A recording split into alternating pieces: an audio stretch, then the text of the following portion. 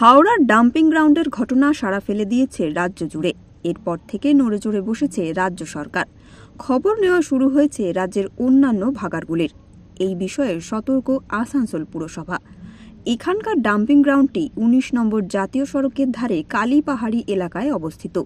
পুরসভা সূত্রের খবর, প্রতিদিন এখানে প্রায় ২০০ গাড়ি গার্বেজ জমা হয়। কোনো দুর্ঘটনা যাতে না ঘটে তার জন্য পুর কর্তৃপক্ষ লাগাতার নজর রাখে বলে পুরসভা সূত্রের খবর।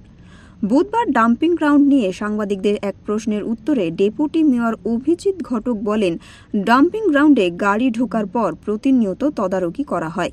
গার্বেজ ডাম্পিং হওয়ার পর সেটিকে ৫ ভাগে ভাগ করা হয় ও কিছুটা রিসাইকেল করা হয়, কিছুটা সেগ্রিগেশন করা হয়।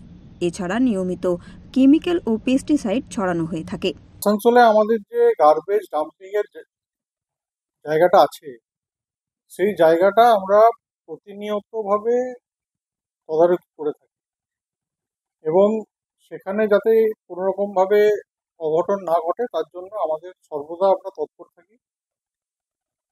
সেখানে রেগুলার বেসিসে আমাদের রোড কাটিং করে আমাদের গাড়িগুলো যেগুলো ডাম্পিং করে সেই গাড়িগুলোকে আমরা ডাম্পিং গ্রাউন্ডে ঢোকানো হয় এবং সেই গার্বেজটা প্রতিনিয়ত আমাদের কিছুটা রিসাইক্লিং হয় এবং কিছুটা সেগ্রিগেশন হয়।